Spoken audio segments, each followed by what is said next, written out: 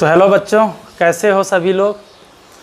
देखिए आज नया टॉपिक पढ़ाएंगे। पता है सभी लोगों को इस लॉकडाउन में सभी टीचर्स को ऑनलाइन बच्चों को पढ़ाना है, तो इसलिए 7, 8, 6 के लिए भी एक बेसिक है इक्वेशन, उस टॉपिक को पढ़ाने जा रहे हैं।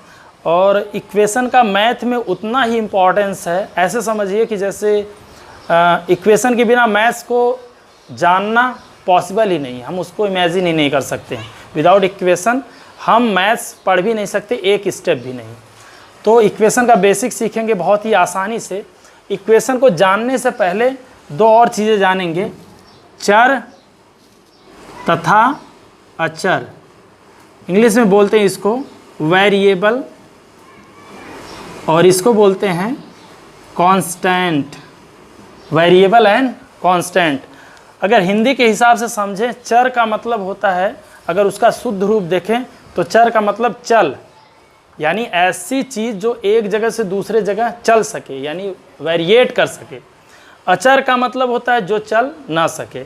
तो सिंपल वर्ड्स में ये मतलब है, वेरिएबल क्या होता है, चर, यानी ऐसा टर्म्स जिसका मान बदल सकता है, जिसका मान निश्चित नहीं होता है, और ऐसे टर्म जिसका मान निश्चित होता है। जैसे मान लीजिए हमारे पास चर है, हमारे पास अगर हम कहते हैं हमारे जेब में x रुपये है, हमारे जेब में कितने रुपए है, x रुपये, तो सामने वाला जानने वाला बता नहीं सकता कि हमारी जेब में कितने रुपए हैं, क्योंकि x का मतलब तो हम उसको बताया नहीं कि x का मतलब 10 होगा, कि x का मतलब 20 होगा, कि x का मतलब 30 होगा।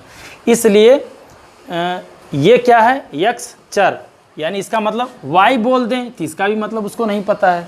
लेकिन अगर हम कह दें हमारे जेब में 10 रुपये हैं, तो वो समझ जाएगा, कोई भी बच्चा है तो ये जान जाएगा कि 10 रुपये का अमाउंट कितना होता है, उसमें क्या क्या चीज़ें मिल सकती हैं, क्या चीज़ें नहीं मिल सकती हैं।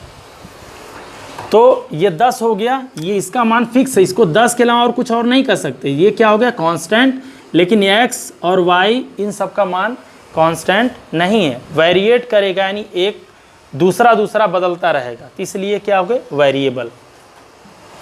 ऐसे कह सकते हैं कि जैसे अगर थोड़ा सिंपल वर्ड में जाने, आगे की और बात ना करें, तो हमको जहाँ अक्षर यानी अल्फ़ाबेट मिल जाएंगे वो समझेंगे क्या है, चर है, और जहाँ गिनती जैसा मिल जाएगा वो कह देंगे अचर है।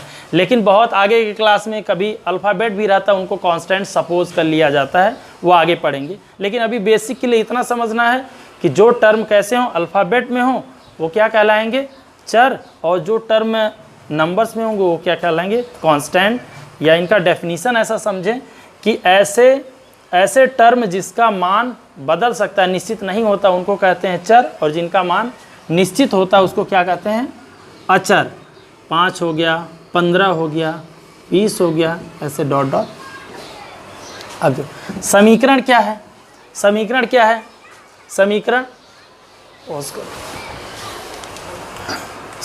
क्या है, समीकरण एक तरह से चर और अचर के बीच ऐसा संबंध है जो किसी एक मान के लिए संतुष्ट होता है, जो किसी एक मान के लिए। Suppose that x + 5 = 15। अगर ऐसा कहीं रिलेशन लिखा गया, चर और अचर में एक संबंध दिया गया है, तो ये जो x का मान है वो एक ही कोई मान के लिए ये सत्य हो सकता है। कहने का मतलब ये बराबर है, बराबर की इस तरफ कितना लिखा गया है, 15, और बराबर की इस तरफ कितना है, x + 5। हमको पता है x कोई नंबर है जिसमें 5 जोड़ने पर कितना आ जाना चाहिए, 15 आ जाना चाहिए, 15 आ जाना चाहिए। तो हमको पता है कि वह नंबर कितना हो सकता है, केवल 10 हो सकता है, यानी इसके अलावा कोई और नंबर नहीं है जिसमें 5 जोड़ने पे 15 आ जाए। तो कितना है, यानी x के प्लेस पे कितना आएगा, 10, यानी x की जगह पे कितना आ जाएगा, 10। इसके अलावा और कोई दूसरा नंबर नहीं होगा। तो ये जो समीकरण है वो केवल x के एक ही मान के लिए संतुष्ट हुआ, इसलिए क्या हो गया, समीकरण हो गया। तो खैर डेफिनीशन, इसको सॉल्व करने का मेथड हमको आना चाहिए। तो सॉल्व कैसे करेंगे, सपोज कर लिया समीकरण x + 5 यही वाला लिख दे रहे हैं। अब समीकरण में दो पक्ष होते हैं, समीकरण में दो पक्ष होते हैं। बराबर के दाहिने तरफ को बोलते हैं दायां पक्ष, बाएं तरफ को बोलते हैं बायां पक्ष, है ना। दाएं तरफ को दाएं पक्ष, बाएं तरफ को बायां पक्ष। इसको बोलते हैं लेफ्ट हैंड साइड, यानी LHS लेफ्ट हैंड साइड, और ये RHS यानी राइट हैंड साइड। ये लेफ्ट हैंड साइड और ये राइट हैंड साइड। अब इसमें प्रतिक्रिया क्या क्या होती है, समीकरण का ऐसा रूल है। पहला रूल ऐसा है, सपोज कर लें कि जब एक तरफ से दूसरे तरफ कोई संख्या जाएगी, यानी एक पक्ष से दूसरे पक्ष में, या ऐसा कहते हैं बराबर के एक तरफ से जब दूसरे तरफ जाएगी कोई संख्या, तो उसका साइन प्लस का माइनस हो जाएगा। यानी अगर वो इस साइड जुड़ रही है तो दूसरे साइड क्या होगी, घटने लगेगी। इधर अगर घट रही है तो दूसरे साइड जाके क्या होगी, जुड़ने। इधर माइनस है तो इधर जा क्या बन जाएगा, प्लस। या इसी का अपोजिट, उधर भी अगर माइनस है तो इधर आ क्या बन जाएगा, प्लस, और इधर प्लस है तो इधर आ क्या बन जाएगा, माइनस। कोई नंबर है जो इस साइड अगर मल्टीप्लाई हो रहा है तो दूसरे साइड क्या हो जाएगा, डिवाइड हो जाएगा। अगर इधर डिवाइड हो रहा है तो दूसरे साइड क्या हो जाएगा, मल्टीप्लाई हो जाएगा। सभी को एक एक एग्जाम्पल करके दिखाते हैं किस तरह से ऐसा होगा। जैसे लिखा है x + 3 = 12, ऐसा लिखा है x + 3 = 12।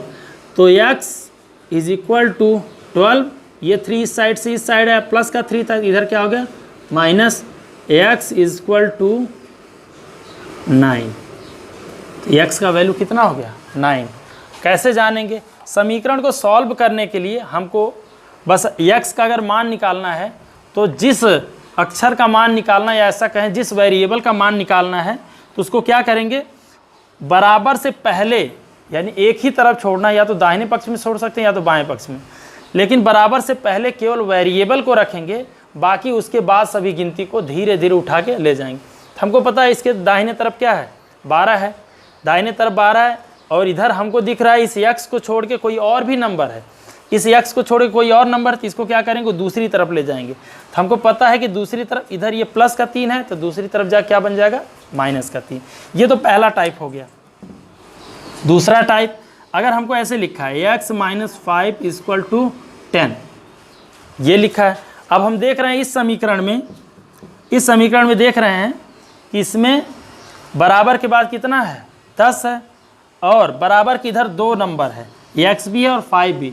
हमको पता है कि x का वैल्यू अगर निकालना है तो x का वैल्यू निकालने के लिए बाकी गिनती को उस साइड ले जाएंगे। तो x = 10 पहले लिख देंगे, अब इसको उस पार ले जा रहे हैं। तो हमको पता है कि इधर कोई नंबर अगर प्लस है तो उधर जाके माइनस होगा, माइनस है तो प्लस होगा। तो माइनस का 5 इधर जा क्या बन जाएगा, प्लस का 5। तो x = कितना हो गया, 15। इजी है, कोई दिक्कत नहीं। अब देखते हैं कौन सा क्रिया और बचता है, गुणा का और भाग का। तो गुणा को कैसे करेंगे, लिखा है जैसे 5x = 20, यह भी एक समीकरण है, 5x = 20। तो इसमें क्या करेंगे, हम देख रहे हैं x के साथ 5 क्या किया, मल्टीप्लाई किया। मल्टीप्लाई, देखो इन दोनों के बीच में कुछ भी नहीं साइन दिख रहा है, समझो क्या है, गुणा का है, मल्टीप्लाई का चिन्ह है। तो हमको पता केवल x का वैल्यू निकालना, तो x को इधर छोड़ेंगे, 20 = लिखेंगे 20। अब 5 को इस पार ले जाना है, तो 5x के साथ क्या किया है, मल्टीप्लाई किया है। जब उधर जाएगा तो क्या करेगा, डिवाइड करेगा, यानी 5 इसके नीचे लग जाएगा। 5 का पारा पड़ेंगे, 5 चौके 20। तो x = 4, x = आ गया 4।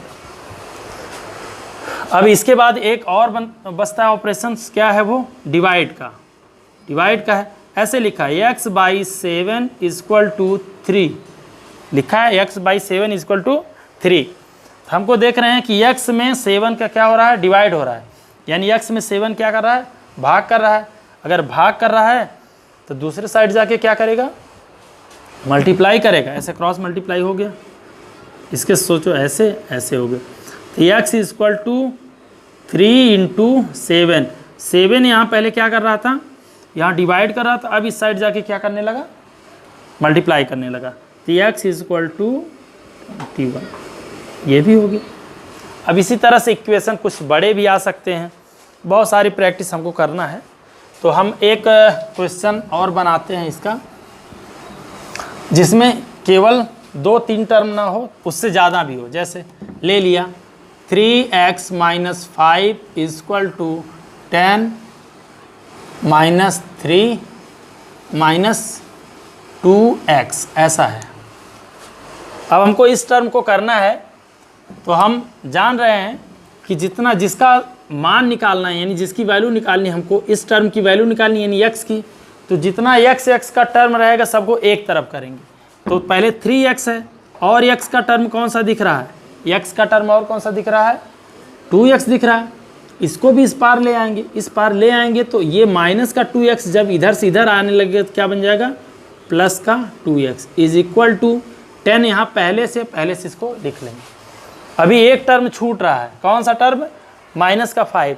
तो माइनस का 5 लेफ्ट हैंड साइड में है, जब ये दूसरी साइड में जाएगा तो प्लस का 5 बन जाएगा। अब 3x और 2x मिला के 5x is equal to 15, then x is equal to 15/5।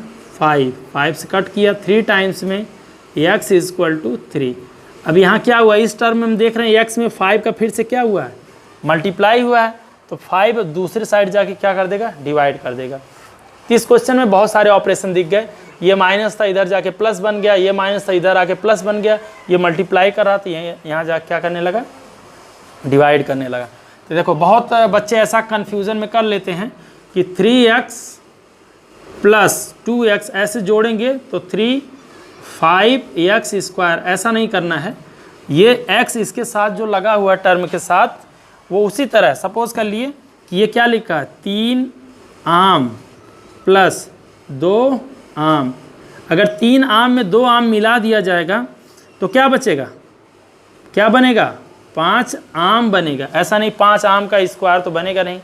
ये कब होता है ऑपरेशन, मल्टीप्लाई में, यानी 3x का इंटू 2x करेंगे तो 3 2 जा 6 और x का x के साथ घातांक के नियम से मल्टीप्लाई होगा तो x स्क्वायर, ऐसा हो जाएगा।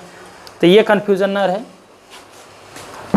तो अब आज के लिए इतना ही है, लेकिन आगे हम 9th और 10th की सीरीज़ भी लाएंगे, यानी 9th का क्लास पढ़ाएंगे NCERT पैटर्न से, और उसकी एक बुक आती है RS अग्रवाल, दोनों से पढ़ाएंगे, और 10th के लिए भी ऐसा ही करेंगे।